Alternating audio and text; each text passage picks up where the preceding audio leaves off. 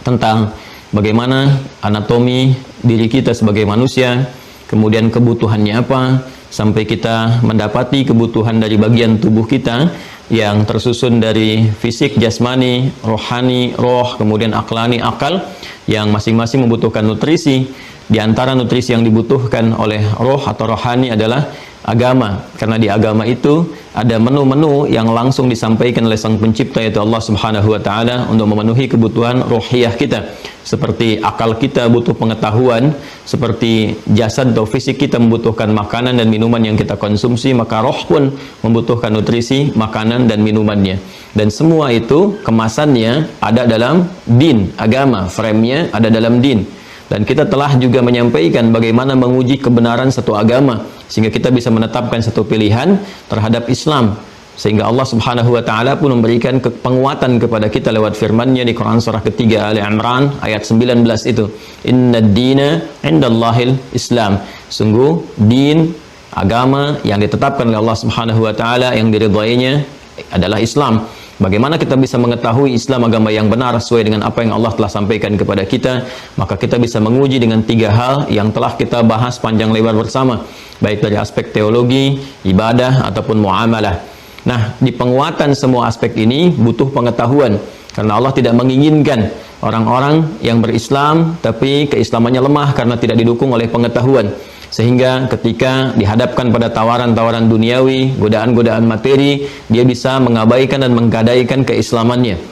Ya, dengan materi yang sedikit, yang sebetulnya bahkan tidak bisa dinilai gitu ya, keutamaannya, itu bisa menggadaikan keyakinannya. Dengan kata-kata bisa meninggalkan keislamannya. Karena itulah butuh pengetahuan untuk menguatkan keislaman kita, baik di aspek teologi, supaya terikat keislamannya dengan kuat. Ikatan yang kuat yang sulit dilepas disebut dengan aqadah, konsepsinya disebut dengan aqidah, supaya dia yakin tanpa ragu bahwa ini agama benar, ini yang terbaik yang dia peluk, yang dia bisa bawa menjadi bekal menghadap pada Allah Subhanahu wa taala.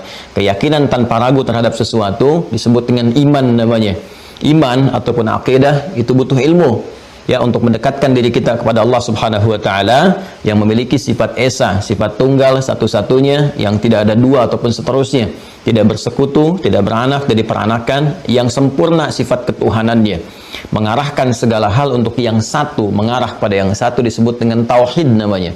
Karena itulah ketika Allah meminta kita mengenal Allah Subhanahu wa taala, Allah menetapkan mesti ada pengetahuan, mesti ada ilmu.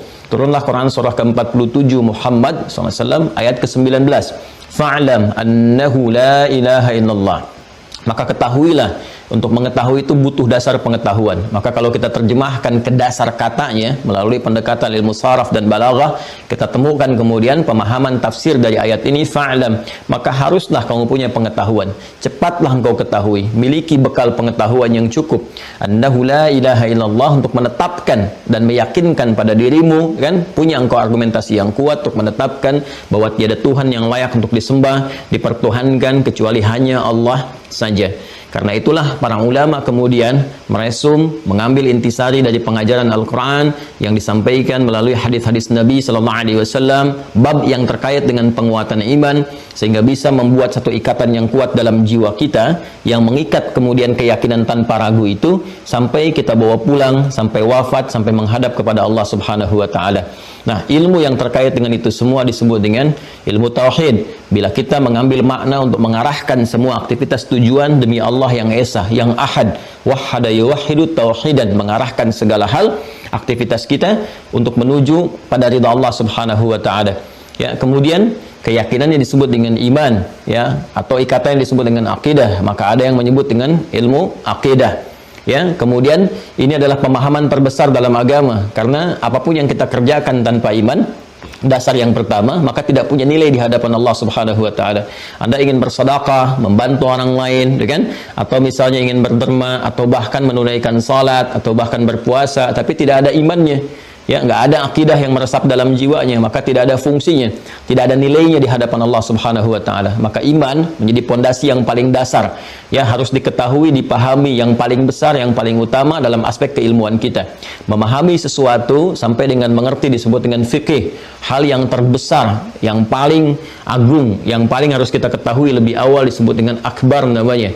Maka Imam Abu Hanifah menyebut ilmu ini juga dengan fiqhul akbar. Jadi ada fiqhul akbar, pemahaman yang terbesar dari semua fikih yang harus kita pahami, melebihi fikih-fikih terapan dalam kehidupan. Kemudian terkait keyakinannya disebut dengan iman, ikatannya disebut dengan akidah, arahnya disebut dengan tauhid. Jadi kalau Anda menemukan ilmu tauhid, ilmu akidah misalnya, kemudian fiqhul akbar, ya ilmu iman, ya itu semua mengarah pada pemahaman yang satu, yaitu pemahaman penguatan pada aspek teologis untuk mendekatkan diri kita secara langsung hubungan akidah dengan Allah Subhanahu wa taala. Ini yang harus terikat kuat dan dipesankan oleh Nabi sallallahu alaihi wasallam dalam setiap kesempatan Jumat khususnya, atau dalam ta'lim beliau dengan mengutip Quran surah ketiga Ali Imran di ayat 102 itu. Allah berfirman, ya ayyuhalladzina amanu, hai orang-orang yang telah menguatkan iman, telah beriman, ya, telah yakin tanpa ragu dalam jiwanya. Ittaqullaha haqqa tuqatih, tingkatkan ketakwaanmu kepada Allah dengan cara yang benar, kan? Wala tamutunna illa wa antum muslimun, dan janganlah engkau wafat kecuali engkau dalam keadaan berislam.